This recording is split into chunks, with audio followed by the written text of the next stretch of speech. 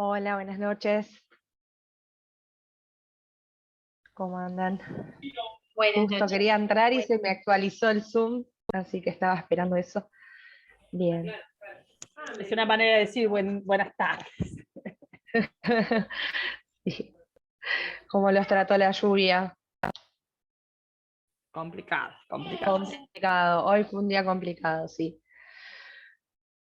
Bueno, ahí veo que están poniendo los presentes, muy bien. Yo después los copio. Profe, Sí, le hago una Aldana. consulta. Le mandé un mail, no sé si le llegó. A ver, déjame chequear, Aldana, porque a veces me llegan a no deseados. A ver.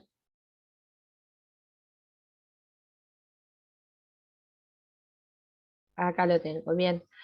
Lo estoy leyendo. Ujú. Bien, respecto de en qué momento abre el juez la causa prueba en Justicia 2020, ya creo que tuvieron clase con el doctor Turín ayer. eh, ¿Lo vieron de vuelta o no? No, no, Para no, no. no. Lo íbamos a No, ver en una clase de repaso antes del parcial. Por eso me quedó la bien, duda. bien. Como les comentabas, Justicia 2020 está diseñado más que nada para los procesos sumarios, ¿sí? En ese caso se ofrece la prueba con los escritos constitutivos y durante la audiencia preliminar se va a hacer esa depuración y plan de trabajo y se abre la causa de prueba si existen hechos conducentes y controvertidos. Si no, se va a dictar se va a decretar la cuestión de puro derecho. En cambio, en los procesos ordinarios, ¿sí? No se va a fijar automáticamente la preliminar, sino que se va a diferir un tiempito más adelante porque tenemos varias cosas que pueden suceder, ¿sí?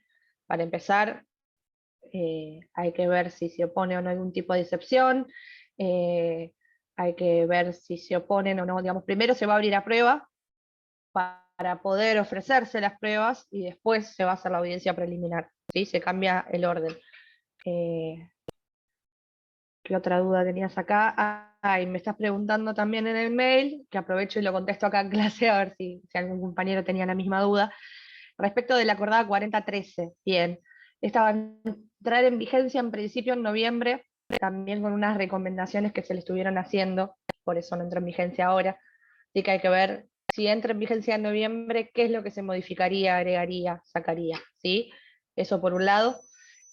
Por el otro, sigue igual, lo importante es que conozcan lo de los anexos que habíamos conversado, ¿sí? A los fines del examen igualmente no va a entrar. Quédense tranquilos que se va a tomar solamente la 3886 y la 3845, ¿sí? Y figuran el preci que le subí eh, como es la operatoria, ¿sí? En cuanto a lo que es escritos electrónicos es muy similar. Tengan presente cómo se hace el escrito electrónico, qué se hace con los escritos que llevan la firma de la parte, ¿sí? Que hay que digitalizarlos y juntarlos en PDF, qué pasa con la documentación, ¿sí? Bueno, para la clase de hoy tenemos previsto 2 puntos de la bolilla 9, que es bastante sencilla, yo no creo que tengan demasiada dificultad. Les voy a compartir un precio en pantalla si lo van siguiendo. También les traje modelos para que vean, sobre todo el punto 1, que son resoluciones judiciales. Traje un modelo de providencia simple, una sentencia interlocutoria, una sentencia definitiva, como para que vayan viendo. Igualmente, por más que les comparta pantalla, sepan que la voy a subir a Classroom, así que no se preocupen por eso. Avísenme, ahí estoy compartiendo, si se llega a ver.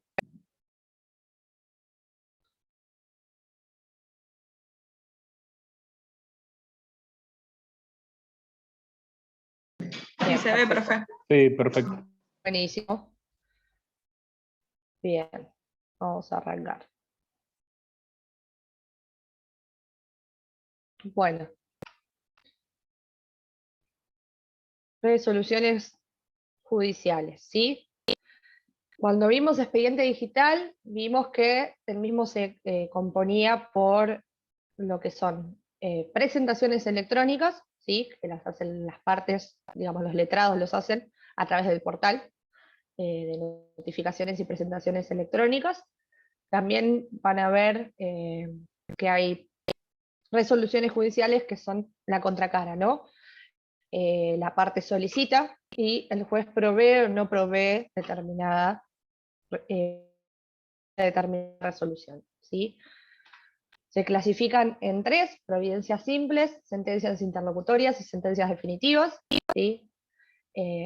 A lo largo del proceso, entonces, como veníamos diciendo, se van a ir dictando determinadas resoluciones judiciales, ya sea para dar impulso, dar avance al proceso, o para dirimir algún tipo de cuestión que se vaya suscitando en el mismo, ¿sí?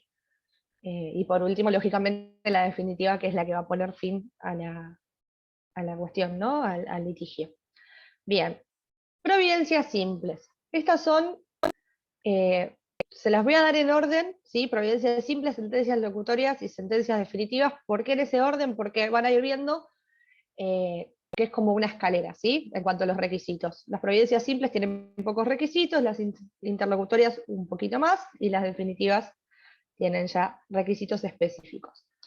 Bueno, las providencias simples son las del 160, ¿sí? Estas llevan lugar y fecha, firma del juez, y tienen que estar hechas por escrito, ¿sí?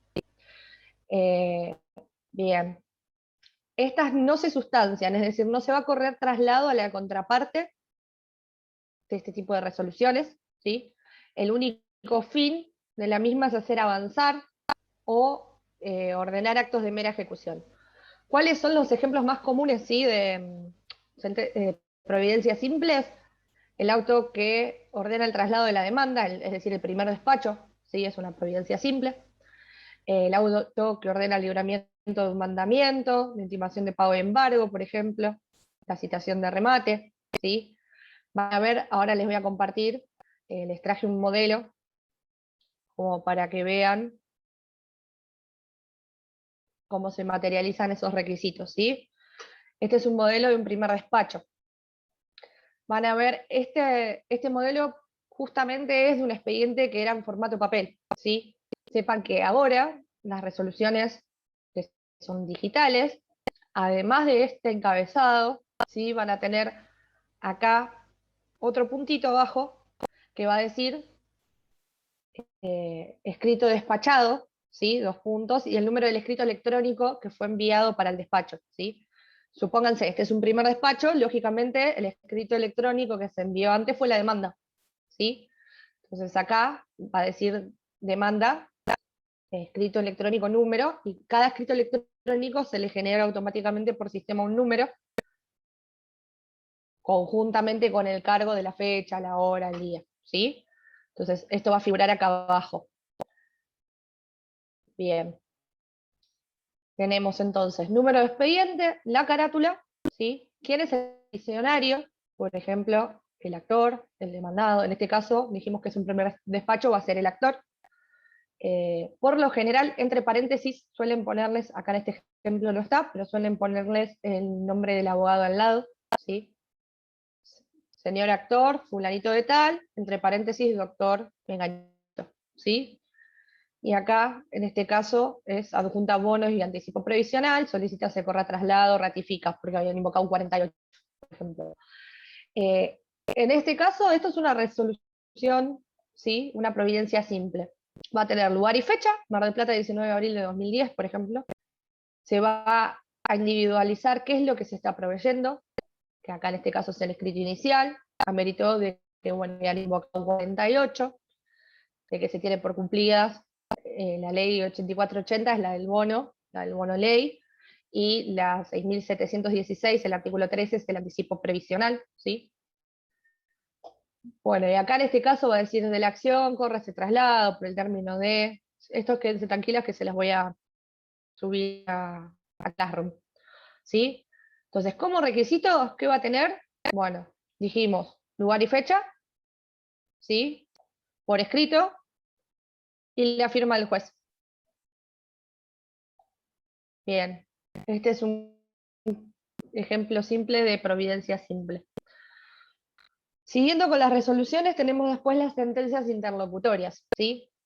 Estas ya van a tener en algún punto controversia o algún hecho que pueda causar controversia. Entonces, En este caso van a tener más requisitos, ¿sí? No solamente van a necesitar lugar y fecha por escrito y firma del juez, sino que también van a tener que llevar los fundamentos, la aplicación del derecho, la decisión y la imposición de costas, ¿sí?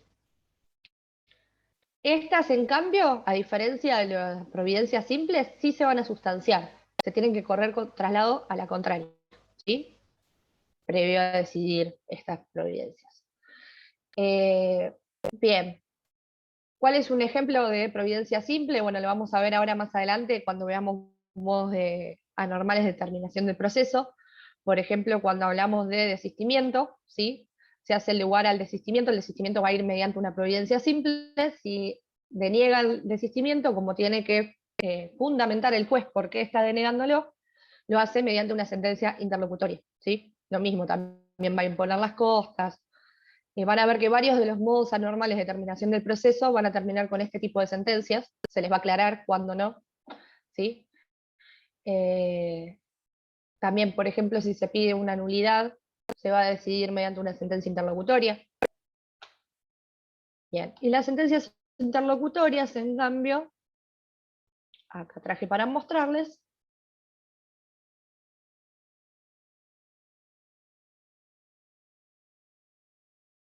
a ver qué está cargando. Acá las tenemos, ¿ven? El encabezado va a ser básicamente el mismo. En este caso es la resolución de excepciones, ¿sí? En el momento de contestar demanda, el demandado opuso algún tipo de excepción, y este es la sentencia interlocutoria que las resuelve, ¿sí? Tenemos fecha y lugar, autos y vistos va a llevar, que es una suerte de resumen de por qué está dictando esta resolución, ¿sí? En este caso nos explica que es para resolver una excepción de incompetencia a razón de la materia y el territorio interpuestas por el demandado en tal presentación, de tal fecha. En este caso, bueno, como les decía, el modelo es viejo, así que van a ver que dice fojas, y el número de foja, antes se las foliaba acá, en el margen derecho, a la ida y a la vuelta, ¿sí? En el margen derecho se las iba foliando a medida que se iban agregando cualquier tipo de escrito o presentación al expediente, ¿sí?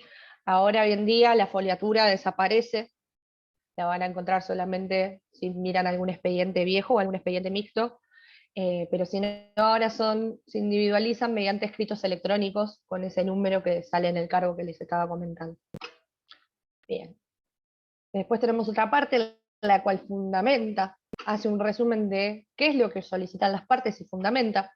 En este caso es una oposición de excepciones, una excepción de incompetencia, ¿sí? Y acá hace un considerando en el cual explica por qué toma esa decisión, ¿sí? La funda, y por último la resolución, en la cual, en este caso del ejemplo, hace lugar, ¿sí?, a la excepción de incompetencia. Bien. En este caso, ¿sí?, difiere la regulación de honorarios para su oportunidad procesal, lo mismo con las costas. Las costas, dice, costas a la actora por resultar vencida, ¿sí? Pero no va a fijar cuántas son las costas, sino que las va a tener que abonar cuando se regule todo. Pero hace mención a costas y honorarios, ¿sí? Por último tenemos la firma del juez, igual que en las providencias simples. Entonces, recuerden, sentencias interlocutorias, ¿sí? Si se sustancian, es decir, se da la posibilidad a la contraria de despedirse, y van a llevar los fundamentos, la aplicación del derecho, la decisión y la imposición de costas. Y por último tenemos las sentencias definitivas, ¿sí?, que son las del 163, es el modo normal y habitual de terminación de cualquier proceso, ¿sí? Van a constar de tres partes: considerandos, resultandos, considerandos y el fallo o decisión, ¿sí? Los resultandos son los que van a ubicar qué expediente es, el lugar y la fecha, ¿sí?, los nombres de las partes, los domicilios de las partes, cuál es la cuestión de hecho y el planteamiento de los hechos, todo lo que se desprende, digamos, de los escritos constitutivos. Va a ser un resumen, una síntesis del expediente, de todo lo que sucedió en el expediente. Ahora les voy a mostrar un ejemplo en el PDF que les traje de sentencia. Bien, entonces, en los resultantes el juez lo que hace es una síntesis, ¿sí? En los considerandos, en cambio, acá el juez va a realizar la tarea más importante al momento de dictar sentencia, que es la subsunción, ¿sí? Los considerandos son la parte medular, es el esqueleto de la sentencia, ¿sí? Perdón, profe. Acá el juez tiene que tratar. Perdón, Sí, se me Alicia. cortó justo. ¿Qué es la Subsunción se llama. Eso. Ah. Bien, ahora voy a explicar qué es la subsunción.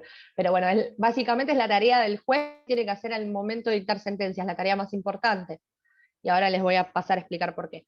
Entonces habíamos dicho que los considerandos son el esqueleto, la parte, la columna vertebral de la sentencia, ¿sí? En esta parte lo que va a hacer el juez es tratar por separado todas las cuestiones de hecho que se trajeron a su conocimiento, va a dar por acreditado aquellos hechos que se hayan probado en el término probatorio, y ¿qué va a hacer? Los va a encuadrar con la norma legal aplicable, ¿sí? ¿De qué manera? Fundamentándola y aplicando el derecho. Tiene que citar, ¿sí? Realizar las citas pertinentes. Entonces, la subsunción es un término que indica que el juez tiene que encuadrar, ¿sí? Vendría a ser encuadrar. El juez no va a inducir ni deducir por las cuestiones, por las constancias del expediente, sino lo que va a hacer es subsumir. Calamandrei nos decía que el juez tiene que establecer los hechos específicos concretos, luego los tiene que encuadrar, introducir, encajar en una norma general y abstracta aplicable, ¿sí? Bueno, después tenemos Rosenberg, que nos dice que para ganar un juicio hay que probar el supuesto de hecho de la norma que nos favorece, y Micheli, en cambio, dice que el antecedente fáctico para conseguir el efecto jurídico deseado va a ser la subsunción, ¿sí? Entonces, pasando el limpio, el juez no va a inducir ni deducir, va a subsumir. ¿A qué se refiere esto? ¿Sí? Va a ver cuáles son los hechos, cuáles se probaron, y va a aplicar el derecho, ¿sí? De una manera fundada, encuadrándolos y subsumiéndolos en la normativa legal aplicable, ¿sí? Si el juez no funda en derecho, se vulnera el principio de legalidad y hace pasible a la sentencia de ser recurrida, atacada de alguna manera, ¿sí? Bien. Y por último tenemos el fallo o la decisión, que es la parte dispositiva. Ustedes, si van a ver cualquier fallo o sentencia, van a ver que abajo de todo dice resuelvo o resuelven, ¿sí? Esa partecita es el fallo o decisión. Acá tiene que constar la decisión expresa, positiva y precisa, de conformidad con lo alegado por las partes. Acá tienen que tener en cuenta el principio de congruencia, ¿sí? El juez no va a fallar algo que no haya sido solicitado por las partes. Entonces, en esta parte de la sentencia, en el fallo de la decisión, el juez lo que va a hacer es condenar o absolver, ¿sí? En todo o en parte. Va a dar un plazo para el cumplimiento de la sentencia, ¿sí? Y todos los accesorios de condena, las multas, la imposición de costas, la regulación de honorarios, todo eso va al final, ¿sí? Y por último, lógicamente, la firma del juez. Para que vean, yo les traje acá también un modelo, tenemos el mismo encabezado que cualquier otra providencia judicial, fecha y lugar, autos y vistos, ¿sí? Acá explica qué expediente llevó a despacho, a qué fines, a fin del dictado de la sentencia definitiva. Y acá comienzan los resultandos, ¿sí? Resulta. Esta es la parte de adelante que les comentaba, es un resumen de lo que sucedió en el expediente, ¿sí? En tal foja, la parte actora promueve la demanda. En tal foja o en tal escrito electrónico, contesta el demandado. En tal escrito electrónico ofrecen pruebas, supongamos, ¿no? Vamos sumando y haciendo un resumen del expediente. Y en los considerandos, acá sí, es la parte importante, porque es lo que va a hacer a la cuestión en sí, va a definir la cuestión. Acá el juez realiza la subsunción y van a ver que está lleno digamos, va a ver los hechos y los va a encuadrar en el derecho, y van a ver que están todas las citas legales acá, por ejemplo. ¿Ven? Yo se las voy a subir para que lo vean tranquilos después. Pero bueno, la parte larga de la sentencia siempre es los considerandos. Y por último, tenemos abajo de todo el fallo o decisión, ¿sí? Que puede decir fallo, puede decir decisión, puede decir resuelvo, resuelven. Son distintas palabras, pero es lo mismo. Y en este caso, por ejemplo, rechazan la demanda, ¿sí? Con costas al accionante y regulan honorarios. Esa es la parte del fallo o decisión. Todas terminan con un regístrese, notifíquese, ¿sí? Y la firma del juez. Yo se los voy a estar subiendo ahora después de la clase a Classroom, así ya tienen los modelos. Bien.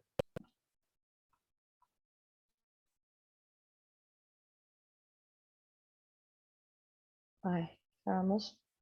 Sentencias. Entonces teníamos providencias simples, sentencias interlocutorias y sentencias definitivas. ¿Qué pasa con las sentencias homologatorias? ¿Sí? En realidad no son un tipo de sentencia en sí, sino que van a ver que, teniendo en cuenta, ¿sí?, si homologa el juez o no homologa un acuerdo, un convenio, ¿sí?, el acta de mediación, dependiendo si homologa o no homologa, va a ser alguna de estas tres, pero no es un tipo de sentencia diferente, ¿sí?, sino que la va a canalizar por alguna de esas. Por lo general van a ser providencias simples si el juez aprueba. Es decir, si el juez homologa, van a ser providencias simples. En cambio, si rechaza y no homologa, van a ser interlocutorias. ¿Por qué? Porque tienen que estar fundadas. El juez va a tener que explicarles por qué no está haciendo lugar a lo que le están pidiendo, que es homologar un convenio, por ejemplo. ¿Sí? Ya llevan los requisitos de una sentencia interlocutoria. ¿Se entiende esto último? ¿Por qué procede una y no otra? Bien. Bueno. ¿Podrías repetirlo, profe? Sí, cómo no. Van a ver en distintos textos, ¿sí?, que se habla de sentencia homologatoria. En realidad, lo que me interesa que sepan es que no es un tipo de sentencia, ¿sí? Tipos de resoluciones judiciales tenemos tres nada más, que son estas tres: providencia simple, sentencia interlocutoria o sentencia definitiva. Lo que se conoce como sentencia homologatoria puede llevar la forma de una providencia simple, ¿sí?, si el juez hace lugar y homologa, ¿sí? Si el juez homologa, va a ser una providencia simple. En cambio, si el juez no homologa, va a tener que fundamentar por qué no está homologando, por qué está rechazando la homologación, ¿sí? En ese caso va a llevar la forma de una sentencia interlocutoria, para tenerlo en cuenta. A ver el chat, de nuevo, por favor. ¿Ahí se entendió, Hernán? Hernán y Alicia, bien. Bueno. Después, el resto de la bolilla 9 se aboca a los modos anormales, ¿sí?, de determinación del proceso. Dijimos que el modo normal de determinación del proceso, ¿cuál es? La sentencia definitiva, ¿sí? Bien.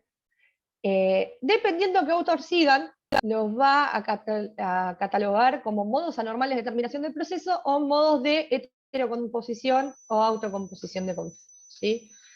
Ahí les voy a leer una cita. Acá. Llovenda, sí, es el que adopta esta terminología de modos normales y anormales, siendo el modo normal la sentencia, anormal tenemos desistimiento, todos los que vamos a ver ahora: desistimiento, transacción, conciliación, allanamiento, causidad a instancia, ¿sí?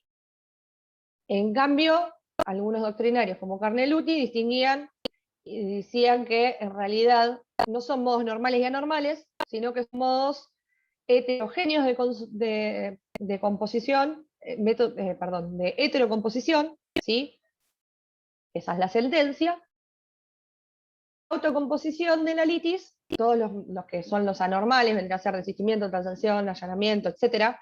¿Por qué? Porque son las partes quienes por propia voluntad van a llegar a un acuerdo, o van a transar, o van a conciliar, o se va a allanar una de las partes, pero ya es por voluntad propia, determinarla con la litis, ¿sí? Esa es la diferencia. Depende del autor que ustedes sigan, van a verlo como modos anormales o como modos de heterocomposición o autocomposición. Por el cronograma de hoy tenemos que ver desistimiento y transacción, ¿sí? Desistimiento es muy sencillo, hay algunas particularidades que les voy a mencionar para que lo tengan en cuenta, que es lo que solemos preguntar también en los exámenes. En el desistimiento, sí, la parte actora, que es la que promueve la demanda, o la parte que promueve un incidente, puede ser también respecto del incidente, por propia voluntad decide desistir. ¿De qué puede desistir? Bueno, puede desistir del proceso o del derecho, ¿sí? Ahora vamos a pasar a ver las diferencias. Entonces, ¿qué es el desistimiento? Dijimos un acto jurídico procesal, en virtud del cual el actor va a manifestar su intención de no continuar con el proceso o de renunciar a su derecho, ¿sí? Dependiendo qué tipo de desistimiento se trate. Entonces, es la declaración de voluntad de poner fin a la relación procesal sin llegar a una sentencia, ¿sí? Sino que se desiste con anterioridad. ¿Quiénes pueden desistir? Bueno, el actor o el incidentista, ¿sí? ¿Hasta cuándo se puede desistir? Y acá tenemos dividida la doctrina también de nuevo, por lo general hasta antes de la sentencia, ¿sí? Porque una vez dictada la sentencia, ya en realidad no se podría desistir, porque ya conocemos si ganaron o perdieron, ¿sí? Sin embargo, autores como Fenoquieto nos dicen que en realidad se podría desistir hasta que esta sentencia definitiva quede firme, ¿sí? Pero en la práctica van a ver por lo general antes de la sentencia. Esto también, si se le pregunta en un examen, hagan la distinción, ¿sí? Que es hasta antes de la sentencia, pero autores como Fenoquieto dicen que sería antes de que se encuentre firme. Lo que tampoco tiene mucho sentido, ¿no? Si vamos a la practicidad, porque ¿quién desistiría de una sentencia positiva, favorable, por ejemplo, ¿no? Bien. Dijimos que teníamos desistimiento del proceso y desistimiento del derecho. El desistimiento del proceso implica desistir de ese proceso que iniciaron, ¿sí? Pero no del derecho a reclamar por ese hecho. Este tipo de desistimiento, el desistimiento del proceso, van a ver que si todavía no se notificó la demanda, no se requiere la voluntad de la contraparte, ¿sí? Para el desistimiento, la conformidad. Sin embargo, si ya está notificado, sí se le tiene que correr traslado a la contraparte. ¿Para qué? Para que diga que si se opone o no. ¿Qué pasa en la práctica? Muchas veces van a haber casos de desistimiento del proceso cuando se desiste del proceso cuando quizás no se hizo una buena labor al momento de confeccionar la demanda, ¿sí? O de ofrecer la prueba. Entonces, uno dice, bueno, desisto. Bien, si no está notificado. Si está notificado, ¿sí? Lógicamente, el demandado va a evaluar muy bien si le presta conformidad o no para ese desistimiento. ¿Por qué? Porque el actor va a poder volver a iniciar un proceso por los mismos hechos, ¿sí? Con posterioridad. ¿Siempre? Ojo con esto, también es pregunta de examen. ¿Siempre va a poder volver a iniciar un proceso? No, depende. ¿Depende de qué? De que la acción de fondo no se encuentre ya prescripta, ¿sí? Si pasó el plazo de prescripción, no va a poder iniciar un nuevo proceso. Ténganlo presente. Bien, entonces dijimos, si no hay bilateralidad ni contradicción, es decir, no se corrió traslado a la contraparte de esa demanda, el desistimiento no requiere el consentimiento de la contraparte. En cambio, una vez notificada, sí, va a necesitar la conformidad del demandado, ¿sí? Este demandado puede oponerse, se le va a correr traslado por un plazo de 5 días, y en esos 5 días no contesta el traslado, es decir, no se opone o no contesta el traslado, directamente va a operar ese desistimiento. Si el demandado se opone, en cambio, se debe continuar con el proceso hasta la sentencia definitiva. Bien. Bueno, teníamos después el desistimiento del derecho, ¿sí? Este es otro tipo de desistimiento que es más gravoso. ¿Por qué? Porque ya no estoy desistiendo de un proceso en particular, estoy desistiendo del derecho que me asiste. Es una renuncia sustancial de los derechos. Entonces, en este orden de ideas no va a necesitar la conformidad de la contraria. ¿Por qué? Porque ya una vez desistido no va a poder iniciar otro proceso posterior porque ya desistió del derecho, ¿sí? No del proceso. Ojo que el juez, sin embargo, puede oponerse a este desistimiento del derecho cuando considere que está involucrado el orden público y cuando considere que ese derecho es irrenunciable. ¿Sí? Son los dos supuestos en los cuales el juez va a decir, está bien, usted está desistiendo del derecho, pero sin embargo yo no se lo voy a aceptar. ¿Sí? Bueno. Veníamos hablando hasta recién de providencias judiciales o resoluciones judiciales, ¿sí? ¿Qué tipo de providencia entonces se va a dictar en cuanto al desistimiento? Y acá tenemos que diferenciar el tema, ¿sí? Si el juez aprueba ese desistimiento, va a dictar una providencia simple. Si el juez lo rechaza, va a dictar una sentencia interlocutoria. ¿Por qué? Porque va a tener que fundamentarla, ¿sí? Va a tener que fundamentar por qué rechaza el desistimiento. Bien. ¿Se puede revocar el desistimiento? Otra pregunta que se suele hacer en los exámenes. Sí, se puede revocar el desistimiento en tanto no haya sido aceptado o no surja del expediente la conformidad de la contraria en el caso del desistimiento del proceso, ¿sí? En el caso del desistimiento del derecho, hasta que el juez no dicte la providencia que aprueba ese desistimiento, ¿sí? En tanto no se den esas circunstancias, se puede revocar. Entonces, pasando en limpio, uno puede desistir del proceso, pero puede revocar ese desistimiento en tanto no haya sido aceptado o conformado por la contraria, ¿sí? En cambio, también se puede revocar el desistimiento, pero del derecho, en tanto el juez no haya dictado la providencia o resolución, ¿sí? Que haga lugar al desistimiento. Bien. ¿Qué pasa con las costas? Bueno, en el desistimiento del proceso, si se desiste antes de dar traslado de la demanda, no va a haber costa alguna, ¿sí? Pero en el caso de que sea después, con posterioridad a la notificación de la demanda, las costas las va a cargar el que desiste, ¿sí? ¿Hay excepciones? Sí, tenemos excepciones. Si el desistimiento obedece a un cambio de legislación o de jurisprudencia, ¿sí? Y el desistimiento se produce sin demora injustificada, a ese cambio señalado, es decir, supónganse que nosotros interponemos una demanda porque existe cierto criterio en Cámara, en la Corte, ¿sí? Que nos favorece. De repente ese criterio cambia, ¿sí? Si ese desistimiento es a raíz de un cambio de legislación o de jurisprudencia, y lo podemos probar, obviamente, ¿no? Y lo hacemos sin demora desde que nos enteramos de ese cambio, en ese caso, el que desiste no va a cargar con las costas. Pero bueno, es excepcional, porque lo tenemos que demostrar, ¿no? Lógicamente. Bien. Vamos a volver atrás. ¿Alguna duda de desistimiento? ¿Quedó claro? Bueno.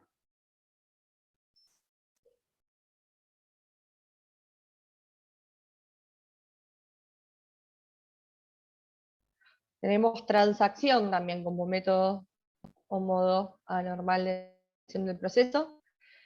Y ya la transacción es un acto jurídico que no es unilateral, como sí lo era el desistimiento, que el actor desistía o el actor incidentista desistía, sino que acá es un acto jurídico bilateral. Las partes se van a poner de acuerdo. ¿Mediante qué? Mediante transacciones recíprocas, ¿sí? concesiones recíprocas van a extinguir obligaciones litigiosas y o dudosas, nos dice la ley. Ahora vamos a ver a qué nos referimos con esto, ¿sí? O, otra cosa que pueden hacer mediante la transacción es reconocer derechos que son el origen de un conflicto entre las partes. Hay dos formas de materializar la transacción, ¿sí? La primera es mediante un convenio entre las partes y su presentación en el expediente. Es decir, estamos hablando de que tenemos un proceso iniciado, las partes se hacen concesiones recíprocas, llegan a un acuerdo y lo presentan en el expediente, ¿sí? La otra modalidad es la suscripción de un acta, o sea, se hace el convenio, pero se suscribe un acta ante el juez. Mientras ese convenio, ese instrumento, ese contrato no sea presentado, ¿sí?, las partes pueden desistir de la transacción. Bien, cuando la transacción versa sobre derechos litigiosos, es decir, ya ha iniciado un proceso, no se la podrá hacer valer válidamente sino presentándola ante el juez de la causa firmada por los interesados. Es decir, nosotros ya tenemos un proceso iniciado, la única manera de efectivizar esa transacción va a ser presentando el convenio en el expediente con la firma de las partes, ¿sí? Cuando la transacción, en cambio, verse sobre derechos que aún no son litigiosos, es decir, todavía no se ha iniciado un proceso, y las partes deciden solucionarlo con anterioridad a que sea sometido al órgano judicial, se hace un convenio privado, se lo firma, y si el día de mañana alguna de las partes incumple con ese convenio, la otra parte va a poder oponerlo, va a poder presentarlo como una excepción previa, ¿sí? Recuerden cuando vieron excepciones, que una de las excepciones era transacción. Bueno, a esto mismo se refiere. Se trataba de una transacción de derechos que no son litigiosos todavía, se hizo un convenio privado, ¿sí?, con la firma de las dos partes, y si el día de mañana se judicializa la cuestión, la parte demandada va a poder oponer esa excepción presentando el convenio firmado, ¿sí? Bien. ¿Cuáles son los efectos de la transacción? Bueno, cuando se presenta en trámite, es decir, se presenta en el expediente, el juez va a analizar la misma, que no viole ninguna normativa de orden público, y la va a homologar, ¿sí? ¿Sí? Siempre y cuando cumpla con todos los requisitos exigidos para la validez, ¿no?, del convenio. La homologación importa la finalización de la instancia, se termina ahí el conflicto, y va a producir los mismos efectos que una sentencia definitiva para las partes, ¿sí? ¿Qué pasa con las costas? Bueno, si las partes lo acordaron en el convenio, se va a regir lo que acordaron las partes en el convenio, ¿sí? Si las partes, en cambio, no acordaron nada, bueno, las va a imponer el juez por el orden causado. Y acá tienen que tener en cuenta, respecto de transacción, unos artículos del Código Civil y Comercial de la Nación, ¿sí?, 1645 a 1648 tienen que leer. Yo les voy a simplificar un poquito el panorama acá. ¿De qué nos habla esto? De los convenios que realizan las partes de manera privada, de manera extrajudicial, ¿sí? Si la obligación transada adolece de un vicio, nos dice el 1645, que causa la nulidad absoluta, esa transacción va a ser inválida, ¿sí? En cambio, si ese vicio es de nulidad relativa, las partes son conscientes de ese vicio y tratan sobre la nulidad, esa excepción va a ser válida. Perdón, esa transacción va a ser válida. Hay que distinguir entonces si adolece o no de un vicio, y si ese vicio es de nulidad relativa o de nulidad absoluta. Y por otro lado, el 1647 nos dice que la transacción va a ser nula directamente si alguna de las partes invoca títulos total o parcialmente inexistentes o ineficaces, ¿sí?, si al celebrarla una de las partes ignora que el derecho que transa tiene otro título mejor, es decir, le están ocultando información al momento de hacer la transacción, Y por último, si versa sobre un pleito ya resuelto con sentencia firme, siempre que la parte que lo impugna lo haya ignorado. Es decir, había una sentencia firme, la parte lo desconocía y llega a un acuerdo o una transacción, ¿sí? Lean después, tranquilos, no sé si alguno tiene el código en la mano para leer el restante. Si quieren los leemos acá en clase, si no, los pueden leer. Es 1641, 1648, es la parte que nos habla de transacción.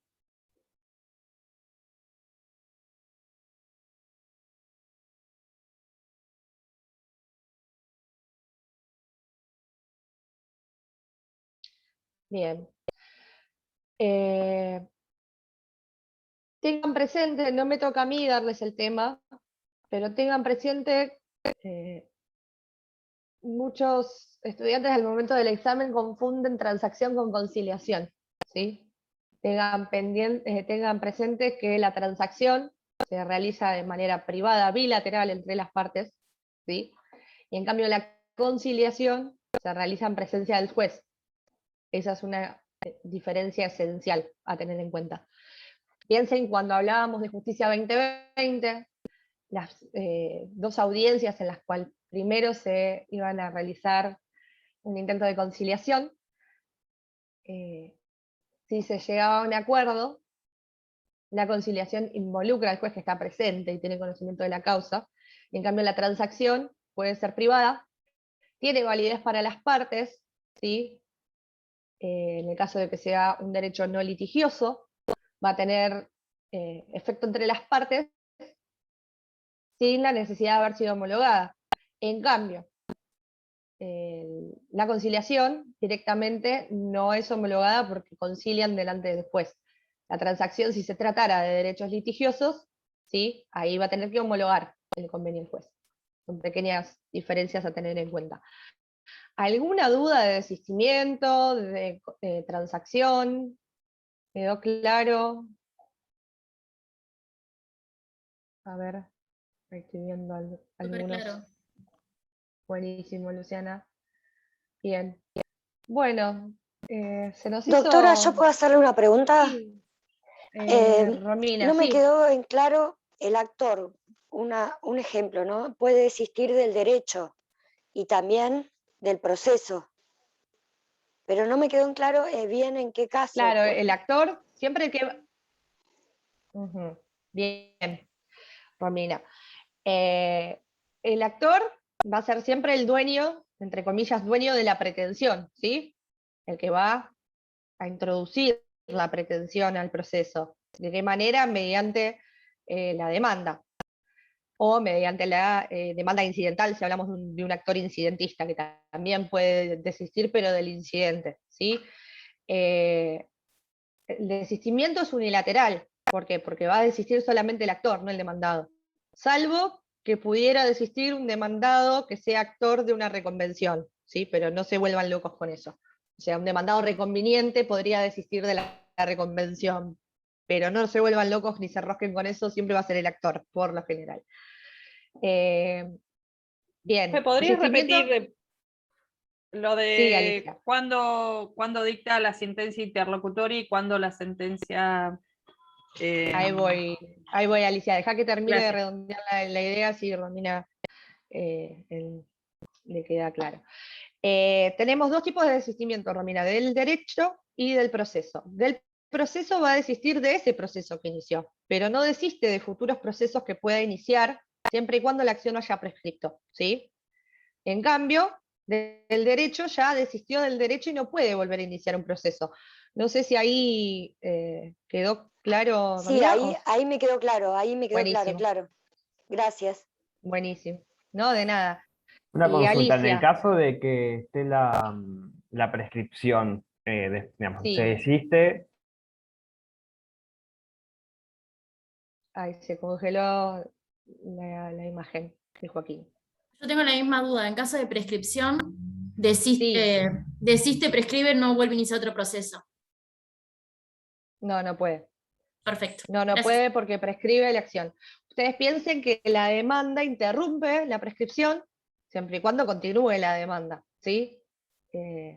Si no continúa la demanda, reanudan los plazos, puede prescribir y en ese caso no va a poder volver a iniciarla.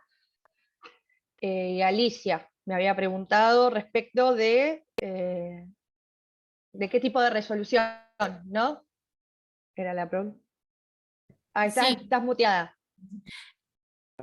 ¿Cuándo era sentencia interlocutoria y cuándo la otra? Bien, bien.